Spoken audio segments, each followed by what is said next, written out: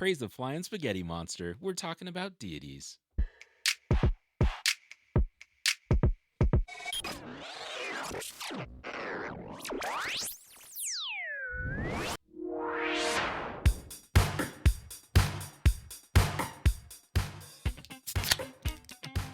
Oh, it got stuck. You're so Oh, late. it got stuck.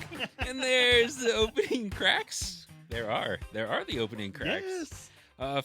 Phil here in the saddle tonight. Feel here? Oh my gosh, Phil here. Feel it Changed here. his name. With Ross and Brett this evening. How are we doing, fellas? Yes. I'm good. How are you doing? That's feeling the real good. question. I don't know what happened. Well, actually, I didn't. We discovered this last time. I always crack with my left hand, and I should use the right. And I forgot. I know. You Rookie remind mistake. me, Ross. How many episodes Don't have you give me been this doing? look. I don't even look at you. It's like you should know this by now. I He doesn't know I his feel like I dominant would cracking fumble. I hand. feel like I would fumble. With your right hand? Yeah, Why? because I've never It's done the it. Yips. I don't think I've ever done it. Gets the yes. I'm not gonna make it. Anyway, we got something a little different on deck tonight, if you couldn't tell. We're going to talk about deities, gods, pantheons, whatever you want to call them in D&D. And pretty much interchangeable those words are across the books as we kind of look through it, aren't they? We spent way too much time trying to figure out what to call all of these things because D&D can't even decide. Yeah. Gods, deities. What does pantheon mean? That one was the easy one, and then we spend 5 minutes. What's the Googling difference between a god definition. and a pantheon or a god and a deity? Ah, man. And even they aren't clear on what it is, which is Turns super out confusing. nobody knows. Yeah. It looks different in 3 different books if you pick them up. So and we well, did. And we'll talk about this later. But then what do they do to fix the problem? They just get rid of them. Oh, yeah. Just don't even worry about it Oh, anymore. yeah. We'll hit on That's that too. No, it's more of a we'll talk about that later. When you're older. I feel like that's my methodology for doing things. I don't want to deal with that. So you either put it in a closet or it goes in the trash.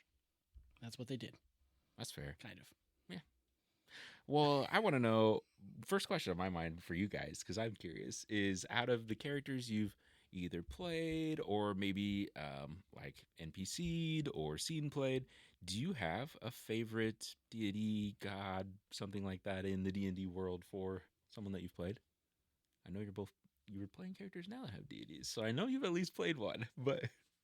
I'll go first. I would say mine is not exactly the god my main character is following, but my favorite is from the Greek pantheon, Hephaestus. I think we've talked about him before on one of these podcasts. So it's the god of like tinkering and making things. Mhm. I think you brought him up on the Artificer episode. I think it was, yeah. And so That like makes sense. in our main D&D campaign that we're playing right now, my character is a follower of Gond, which is basically the D&D equivalent of Hephaestus. Sure. My character's only ever had one primary deity and one newish deity, and that's Tyr, the god of justice. Which, if you go back into like the 2014 handbook and look at the pantheons that are there, he's actually in there twice. He's in the Forgotten Realms pantheon as the god of justice and war, I think it is, and then he's down in the Norse pantheon as the god of just straight justice.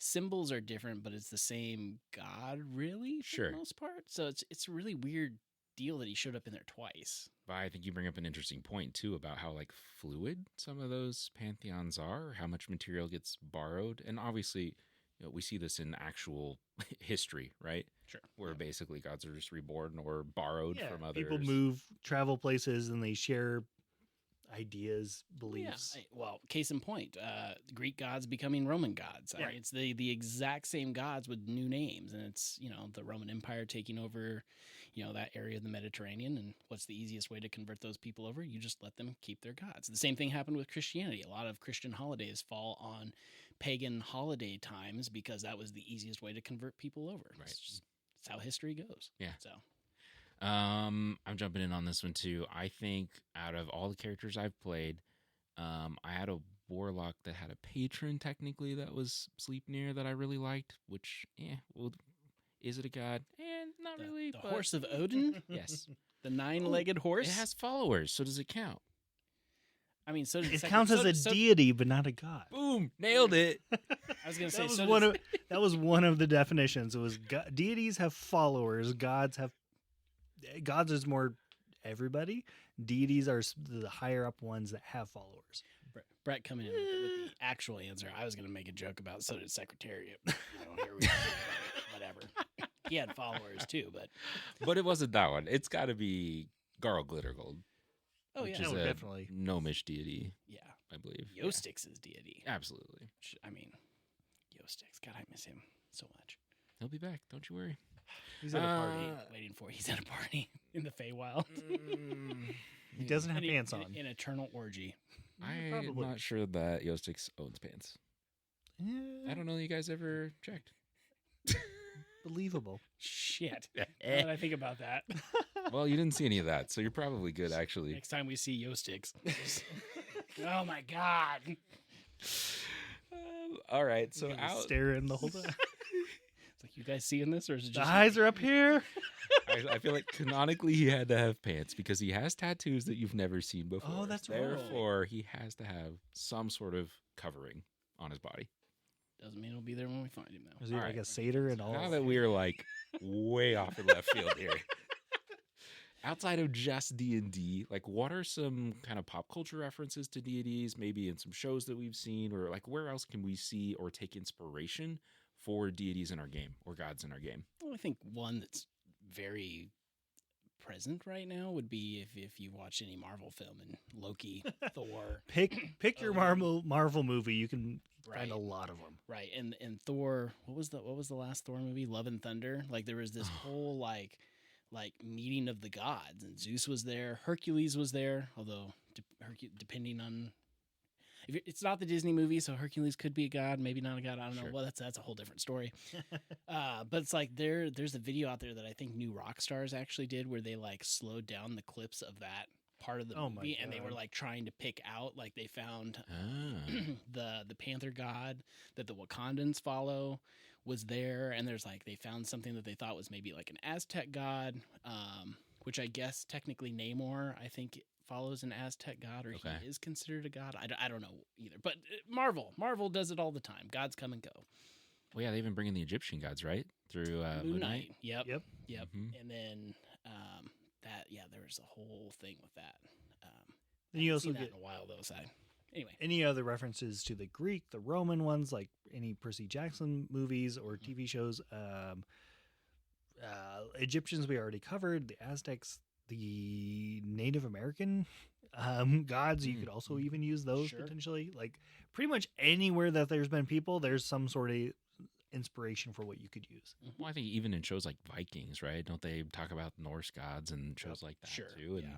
just a little different than some of the others that we kind of hit on. But Yep, for sure.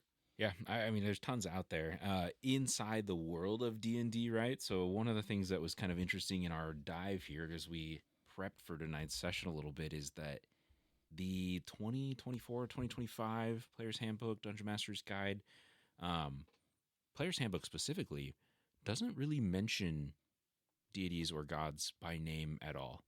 Even like there's no list of gods. When you're looking at clerics, they don't give you examples of gods in the different domains. It's a little weird. It was kind of weird. It seems like they're trying to make the player's guide more of just like a guide instead of like a setting guide or a like too much of that level of detail. Right, and I think they were trying to really lean into the sandbox thing that D&D is supposed to do. So Yep. if you make a turn toward being more agnostic or without deities, that just allows DMs to create their own. So it's like, go back, take whatever you want, but we're not going to force this upon you and say this is the set list that you have to run with by any means. And the DMG, so Dungeon Master's Guide has a whole section on creating your own gods, right? Like setting up a pantheon. And then they do give an example. So that does exist. There is one example. I believe it's the Greyhawk. Gods of Greyhawk that exist, which is sort of what they leaned this release into, right? As some more Greyhawk instead of just Faerûnian. If you looked at anything, 2014, those are pretty much all Faerûnian. So the Player's Handbook has the deities of the Forgotten Realms. It's got the non-human deities. It talks about Greek and Norse. And there are just tables and tables and tables if you're looking for lists. I like that they intentionally did not do something from Faerûn. Expand it out a little bit in a very subtle, non-direct way Sure. to show that you can do anything, but you don't have to like explicitly tell everybody you have to you can do anything.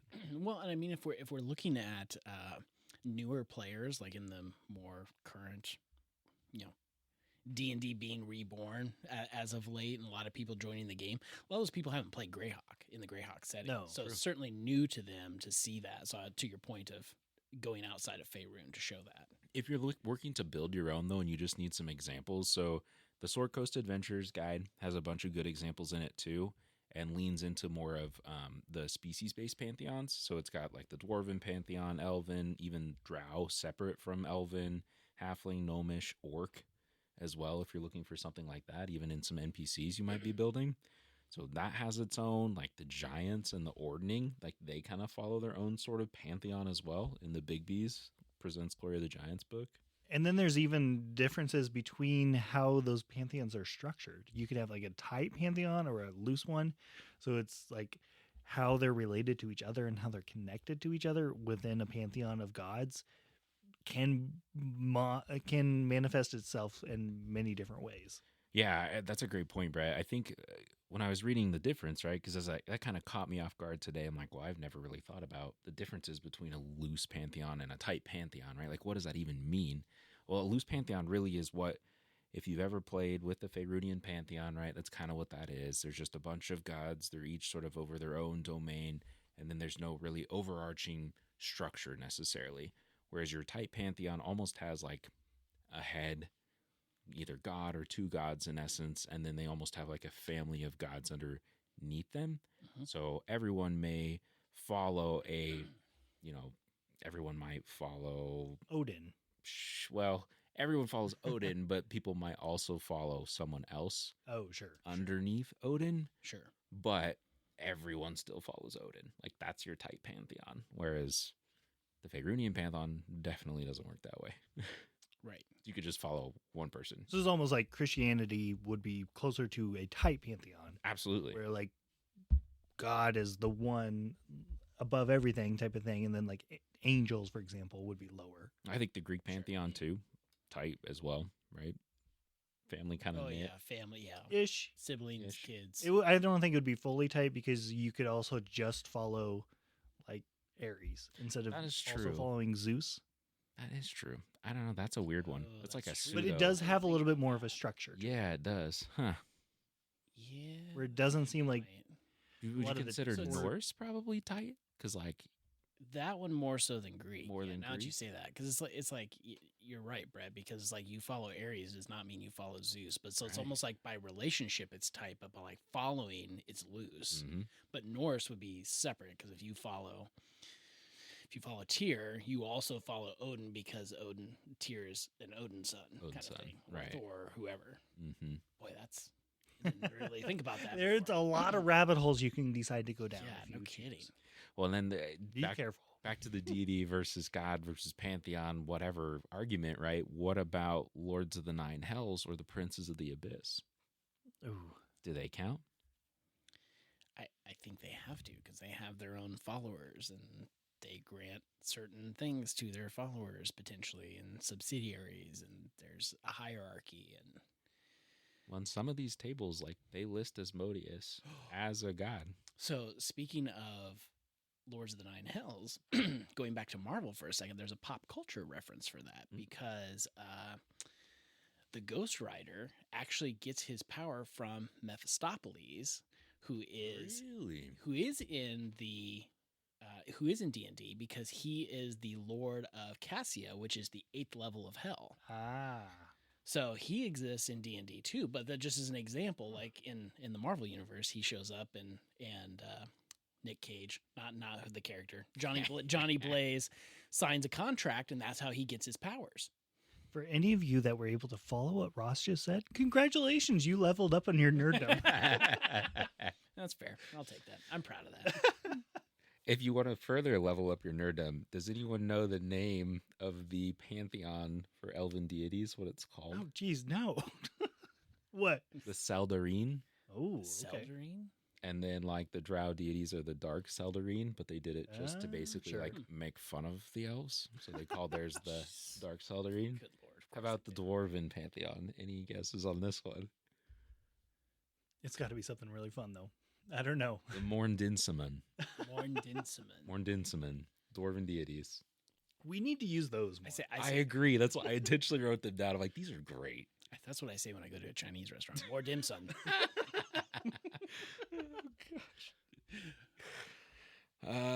What about, so we talked a lot about kind of what's out there and where to find them. What about their impact, right? Like in the world, how do deities impact the world, or what does that look like? I mean, you guys have run a couple campaigns too, right? Or run some people through games. How do you make the gods interact, or you see the gods interacting with your campaigns? The nice thing is you can kind of choose how much you want to involve them.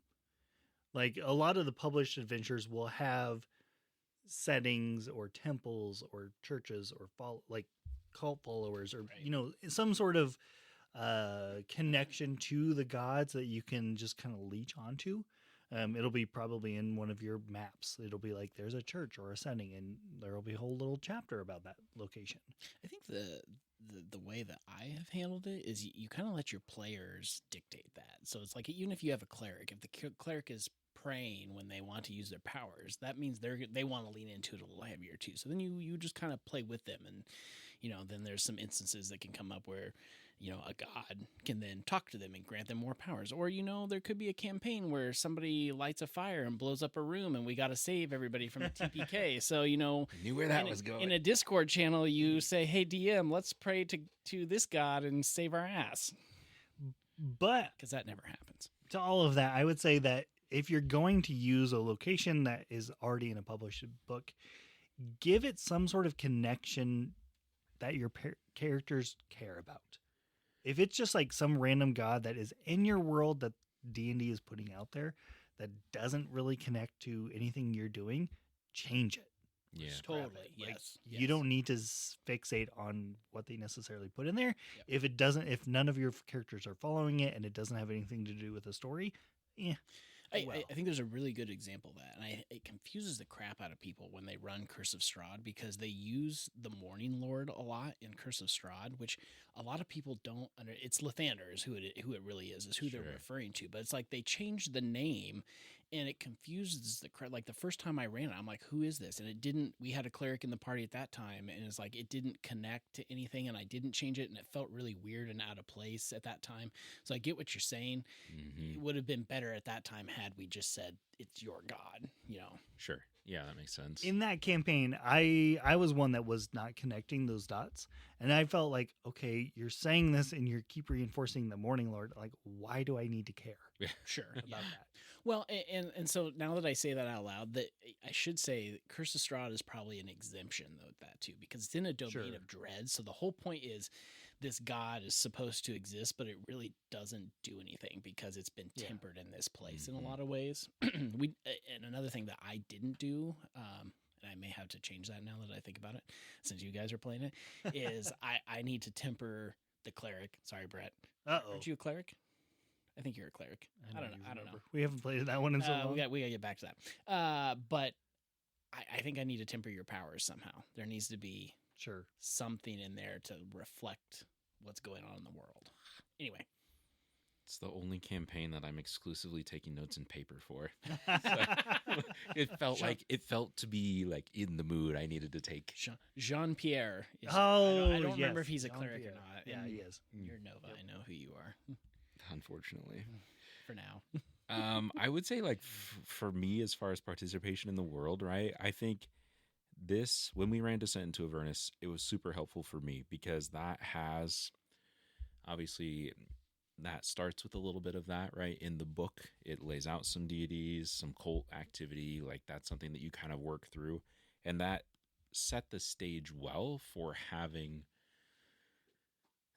impact, right? I guess on the storyline. And I think what also helped is that multiple characters, like your guys' two characters, both are pretty devout followers as a paladin and as a cleric to the gods that you've chosen.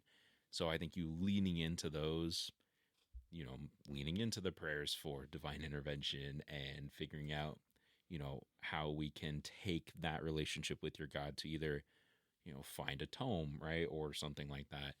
I think really helped round that out for me to where, the campaign where it's evolved to now has huge impact from deities at this point. But you're also level 15 characters now, right? Now you're going to be bumping up into those gods. Yeah, Yeah. exactly. Yeah, it definitely fits for where we're at. I think if you bring it back down to the lower levels, though, that's where you can really start to interact with other followers of different gods. And whether that be good for your party or maybe not good. Like if they're a some sort of counter to what you're following and they're following an opposite type of god, there can be some butting of heads there that you could potentially leverage. I also wonder too, like, how many of these followers, right, are evangelists? Like, I feel like we don't role play that enough. Like, trying to get your party to convert, to their god. So, like, we could do that too. Yeah, we have not done very much of that. No, we haven't. It's an odd amount of respect in our party. At least between you and I. I don't know about the other two. Time will tell, I think. Yeah, we'll see. I feel like Everdash is coming around, so he likes power. I'm gonna smite it into Ari one of these days. It'll happen. Just we know. It'll be earned. We know it's gonna happen. I do think one thing that might be worth talking about though too is how do pantheons, gods existing in D&D help explain the world? Because you could certainly run a campaign where gods and deities don't exist, and then to counter that point is like, at least for me, it helps explain some of the magic and things like that. So it's like a wizard gets his magic from books, like he's learning that arcane magic that way. But how do you explain a cleric's magic if they're still going to exist but there's no gods, kind of thing? Sure. Like, where is that source of where's power? Where's that channel from? Yeah. Right. Ooh. I do think it's a little easier to follow something like that where you don't use a pantheon in a more modern setting. Like if you're running Spelljammer or something and you're flying around in outer space on spaceships, yeah, they're a little bit more like ship based, like sailing ships. But really the gods, when we were playing in Spelljammer settings, didn't really matter as much as a lot of the more medieval type campaigns. Sure. That's true. We also didn't have a cleric or a paladin in that party. That would So there make was a no huge need for it. So going difference, back to too. like what we talked about, there was no need for it to exist because the party didn't have one. So we didn't lean into it at all. Correct. So I agree with you, but it's yeah. You could always do some sort of like, there's a weave of magic, right? And it's just like a pool that could be drawn from instead, and there is no divine essence to it. Sure. So your clerics would be able to practice magic. It's not divine at that point.